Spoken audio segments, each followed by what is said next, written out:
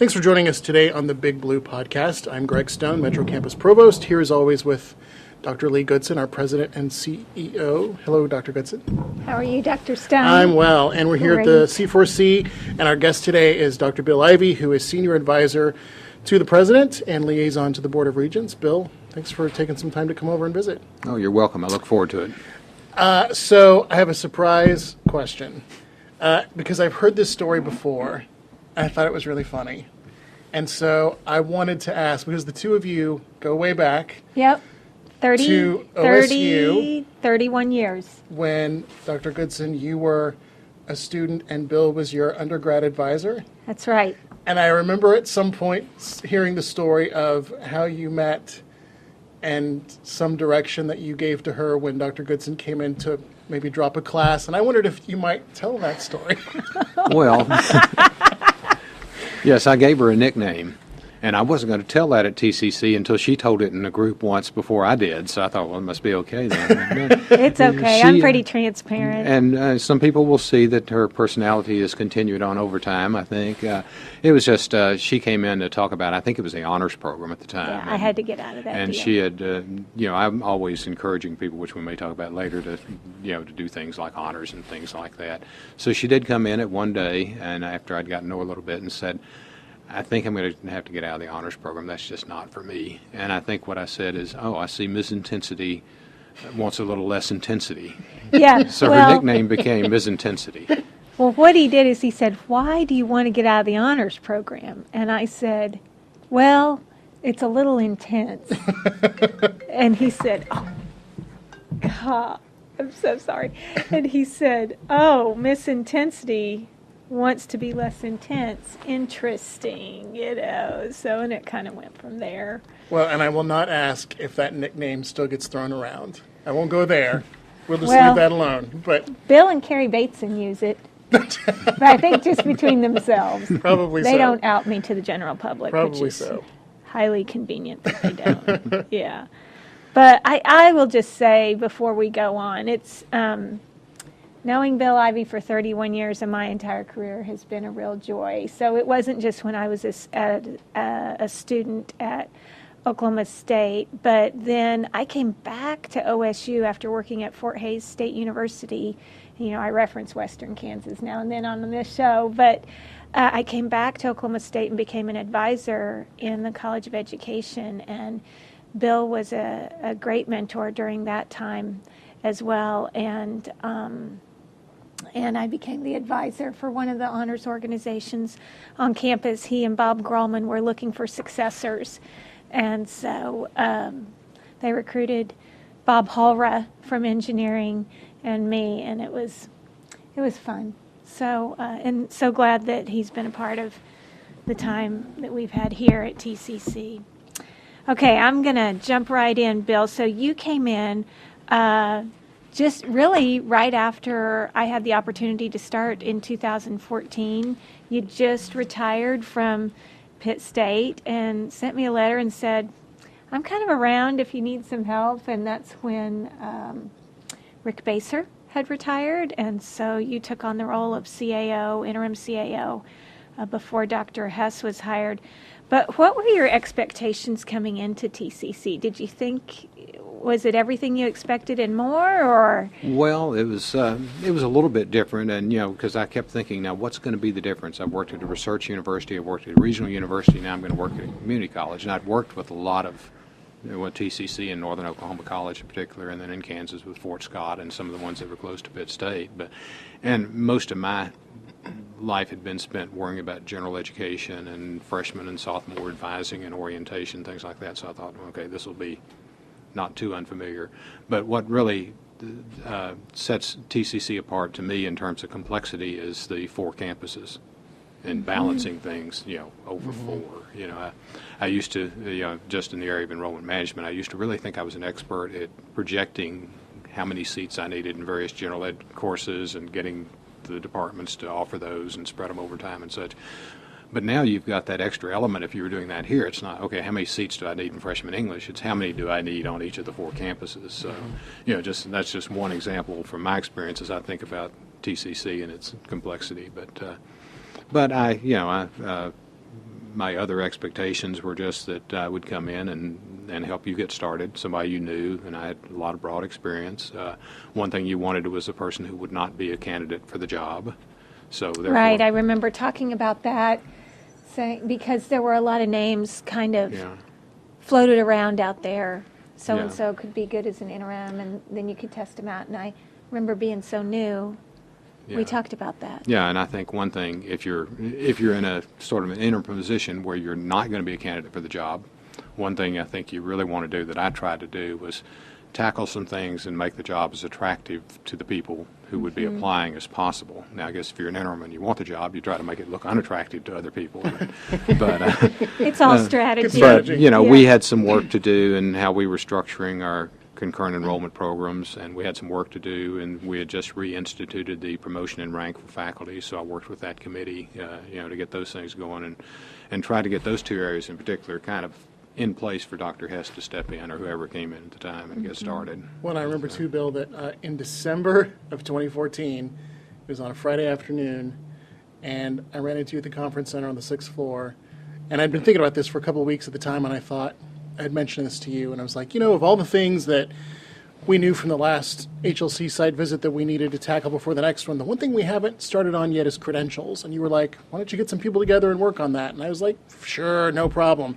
And 3 years later, we're still trying to wrap it up. Yeah. So Yeah. anyway, some people, you mentioned, working at OSU, working at Pitt State, but what's your higher ed background prior to that? I mean, your PhD is in student in the student affairs area. Higher ed and student, Higher ed, student affairs, yeah. And so what's been your higher ed journey?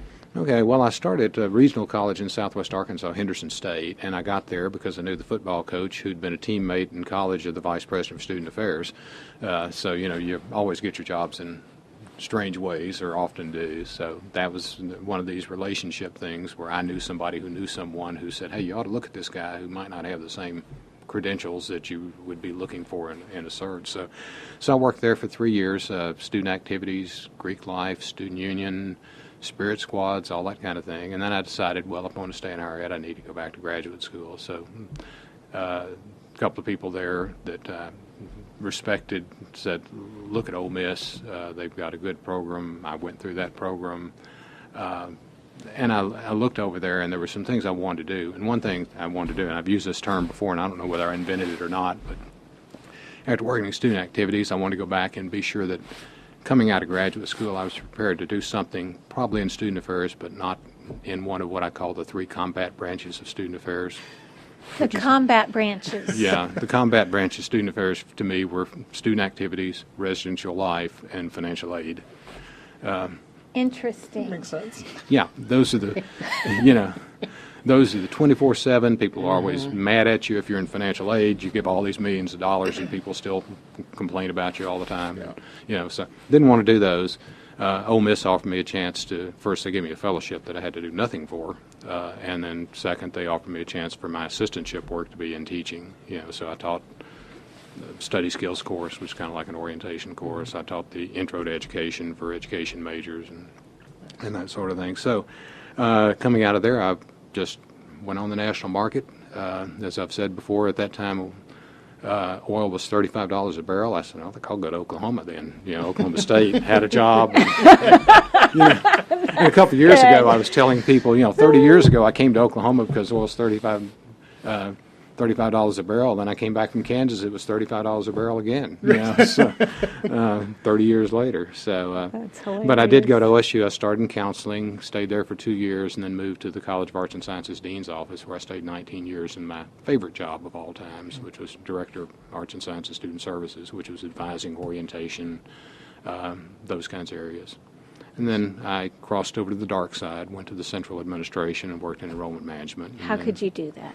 Then decided that I would, administration is not bad, but central administration is. And we never called it the higher administration, we always called it central administration, So, and then decided I wanted to be the guy in enrollment management, and went to Pittsburgh State, where I was the first enrollment management person there that had a group. And that was fun because at a smaller place, it was very diverse. International programs reported to me, the Honors College, diversity, student success programs, which I started. Did you have financial aid? I had the ones you would expect: financial aid, registrar, and admissions. But then I also had. But you didn't honors. have housing.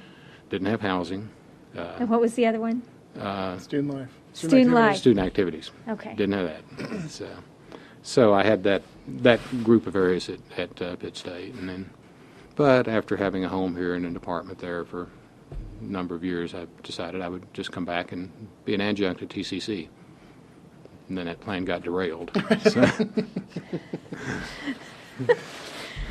Well, I'm Leigh Goodson, and here with me is my co-host, Dr. Greg Stone, and you're listening to the Big Blue Podcast. Our guest today is Dr. Bill Ivey, and we've been talking about his role with TCC as the Senior Advisor to the President and Board Liaison. So Bill, you and I work together every day. You're my right hand, and frequently I don't even know what you're working on because I'm floating in and out. Carrie's got me minute to minute. She won't give me a single break, and so you get saddled with all the work back in the office. But tell us what the day-to-day work is for you in this role as senior advisor, and what kinds of things are on your calendar each week. Okay. Well, when people ask me what I do, I try to describe the job to them as that I try to take care of anything that needs the attention of the President's office that doesn't need the President's personal attention. So anything that I can do that has to come through the President's office that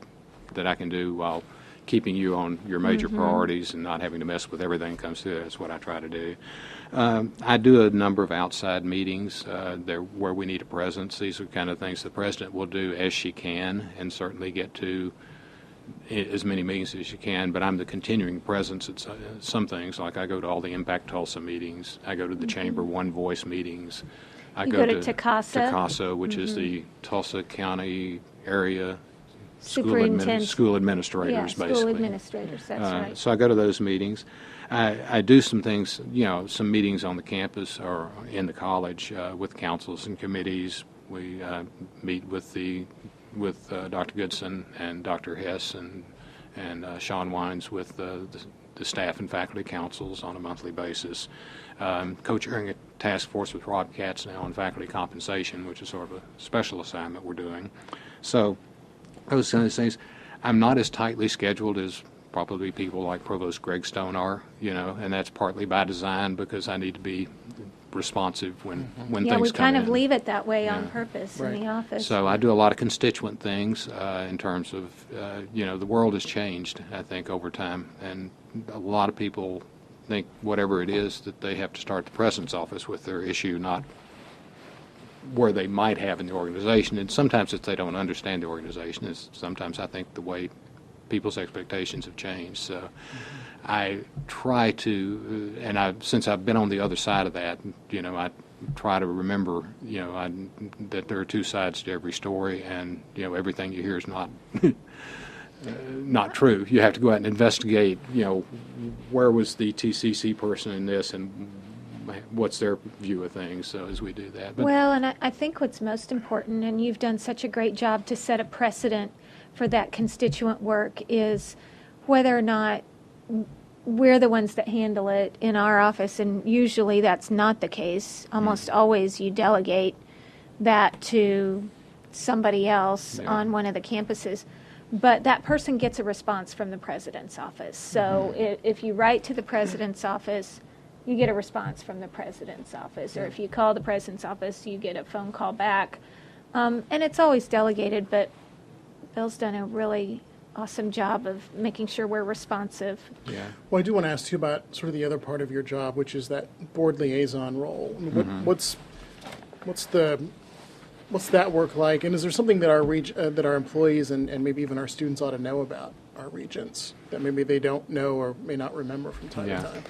Well, and I don't know because particularly our students don't see the regents a lot, and our employees may not either, but they spend lots of time not only just in committee meetings and at the board meetings, but advocating for the college in various places and lending their support.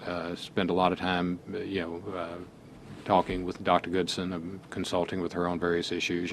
There's a lot of expertise on the board, both in a whole lot in finance, but also a whole lot in facilities, and a whole lot in people who have been in executive leadership roles or are in them now, like her. So they're really a good sounding board for her as well. But my work with them is, on the agenda for the board. Cindy Ward and I work on getting the minutes out there and accurate. Each month I will send a memo with the board agenda out to them that kind of just highlights what's coming up on the board agenda this month, and they know because they've been in committees, but those from the other committees will find out maybe through me first what to look at, and whether we'll be having an executive session as best we know at that time and things like that. So I do some background research for them when they ask. If they are trying to make some decisions and need some information, I will get that to them. I send them things that come through the college that I forward the week to them every week. Dr. Goodson sent a presidential update this week. I made sure to send them that so that they're seeing what our employees are seeing as well, that goes out as a college-wide communication. I work with them on the Regents Education Program. Our Regents are required to do 15 hours of professional development or Regents education within their first 2 years of appointment. So I look for those opportunities for them. If someone is getting down to the deadline, I look harder and encourage them.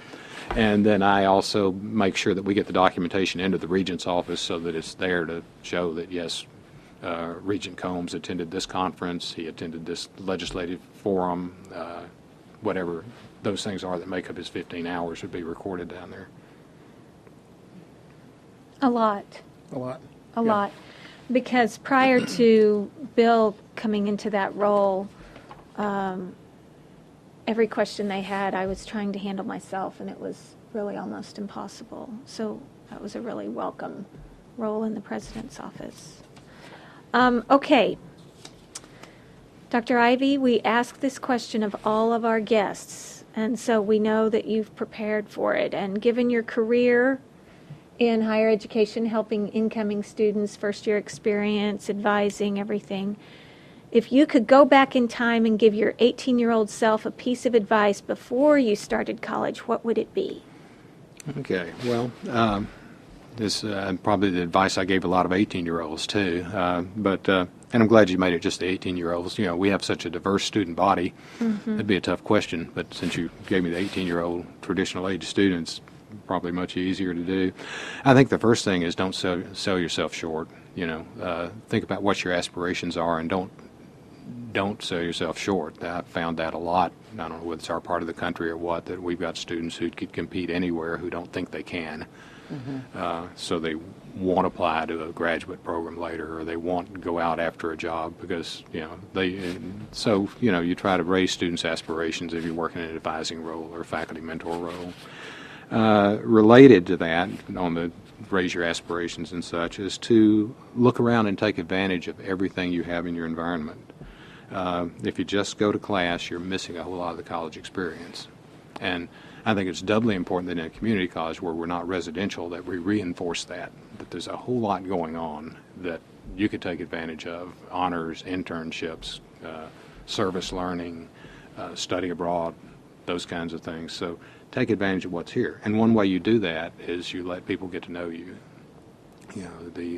You've got to let your advisor know what's on your mind, and you've got to connect with some faculty members out in your academic program and let them know what's on your mind, because those are people that can guide you to that next place. They can, in practical terms, they can be a reference for you, but they can really be a sounding board and guidance for you. And so one way you take advantage of everything is let people get to know you so they'll know. I used to, when I was an advisor, I always had Post-it notes on my, on my monitor there of, hey, so-and-so's interested in so-and-so. So when I see a speaker coming, they're going to get, back in those days, a postcard from me saying, hey, you might benefit from going to this because you told me you're interested in this stuff. So, and wow, attention to detail. Yeah. And then, stretch and take some chances, get outside your comfort zone. You've got the freedom probably in most cases as an 18-year-old. As President Halligan at OSU used to say, you don't yet have a marriage, a mortgage, and a baby carriage. So, get out and try some things and live someplace different. That's good advice. Yep, it is. Yeah. Well, Dr. Ivy, thank you for being a guest on our show today. It's been really interesting, and I think a lot of people will enjoy listening to your history and how you've come to this point. You've been listening to the Big Blue Podcast. We want to thank our guest, Dr. Bill Ivy, for joining us today, and we want to thank you for listening. Remember, you can catch the Big Blue Podcast each week in the week at TCC and on the Creativity Channel at YouTube. We'll hear from you next time. Thank you, Dr. Stone. Thanks. Thank you. Thanks, Bill. Thanks, Thank Bill. you.